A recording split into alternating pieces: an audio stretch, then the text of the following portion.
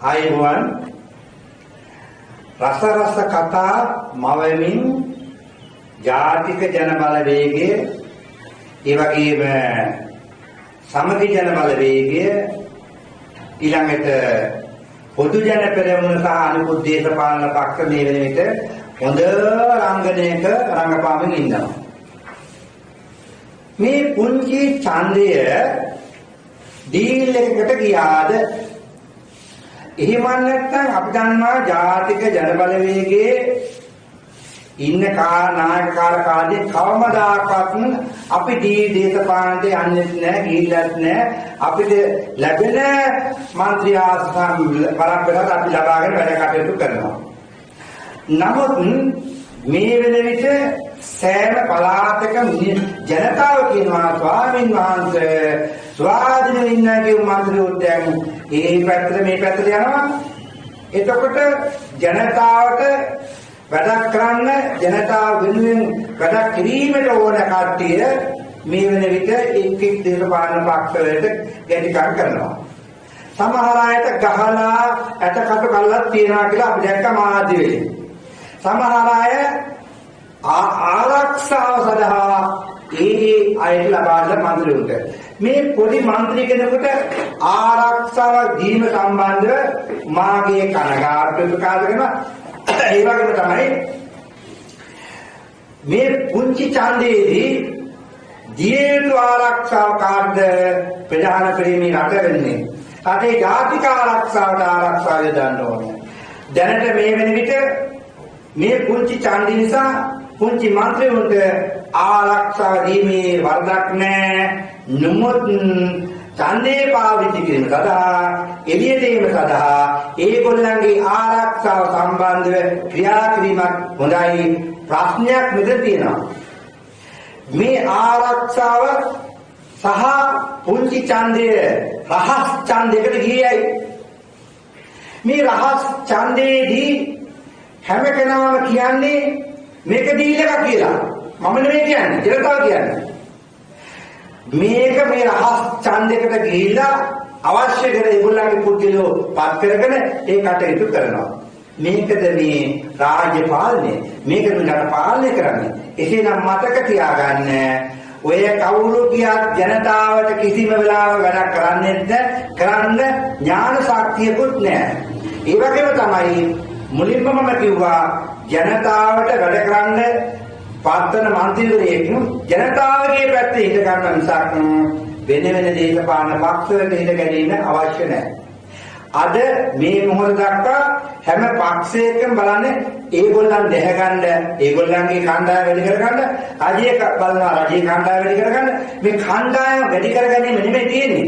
කණ්ඩායම මොකවුණක් කමන්නේ සමගියෙන් වැඩ කිරීමයි මෙතන තියෙන්නේ. ඒ වගේම තමයි අධිකල් ජනාධිපති අනුර කුමාර දිසානායක මැතිතුමා එදා වේදිකාවේ කතා කරා කිසිම වෙලාවක මේ ජනතාවට වැඩ කිරීමට එයාලා මුදල් පාස් කරන්නේ නැතුව ඒගොල්ලන්ගේ පක්ෂේ දින්නේ නැත්තම්. ඉතින් මේකට මිනිස්සු බය වුණා. මැතිවරණ කොමිසමට පිංසිත වෙන ඒ කතා දීම ඔක්කොම නතර වුණා. මිනිමිනි කරතවය කරනකොට බුද්ධිමත් හිතන්න ඕන බුද්ධිමත් ජනතාව ලංකාවේ ඉන්නේ. ලංකාවේ මේ පුණ්‍යක් කරන කට්ටිය දැන් නැහැ. මේ වගේ 150 නැගි මොකද අර පට්ටපල් හුරු ටික එපා කියලා දැනට මේ පට්ටපල් හුරු ටික ඉන්නවා ගොඩාක් කාර්යනායක ජනාධිපති මාණ්ඩලික ප්‍රධානීලා. ජනාධිපති මාණ්ඩලික ප්‍රධානීලාගේ විශේෂ වශයෙන් වත්කම් වැඩකම් අයතලට හම්බ කර මුදල් සම්පූර්ණ රාජ්‍යයට පවරා ගත යුතුයි. මේ විදිහට අපි දන්නවා සමහර මාණ්ඩලික ප්‍රධානීන්ට හෝටල් නොයෙකුත් ප්‍රේස් මුද්‍රණ කටයුතු සියල්ලම තියෙනවා. මේ ධනය කොහෙන්ද ආවේ? මේ ධනය වහම සොයලා බලලා ඒ අවශ්‍ය කරන මුදල් රජයට ගන්න. එතකොට සමහරේ අපි දන්නවා සමහර මාණ්ඩලික ප්‍රධානී ඉන්නකොට ජනාධිපතිවරයා යටතේ මේකා තියෙන්නේ ජනාධිපතිවරයාට වඩා ඉහළින් ඉන්නේ. මේක හම්බෙන්න කාටවත් බෑ. හැබැයි සුදුසු පුද්ගලයාට මුමුදා කරොත් කෙරුවේ නෑ. පට්ටපල් වරුන්ට මුන් සහයෝගය දුන්නා. හැබැයි ඔය කට්ටිය ඔක්කොම ඇතුළට යනවා වගේම ඒ සල්ලි ටික රජයට ගන්න ඕන. ඊළඟට තමයි අපි දන්නවා කොහොමද අර්ජුන මන්තුමා. අර්ජුනාට මොකද වුනේ? අර්ජුනා කොහෙද ඉන්නේ? පාර්ලිමේන්තු වරප්‍රසාද වැඩ. වෛද්‍ය අර්ජුනා මන්තුමා කතා කළා කර්ණන 323 අපේ ප්‍රභාකරන් නායකයාගේ අවියාවද තියෙන්නේ.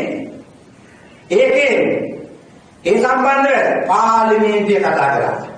දැන් අර්ජුනා පේන්නත් නැහැ. උගේ කටත් වහලා කට ගැහුවේ ඇයි? කතා කරන පුද්ගලයන් කට තියෙන්න ඕන.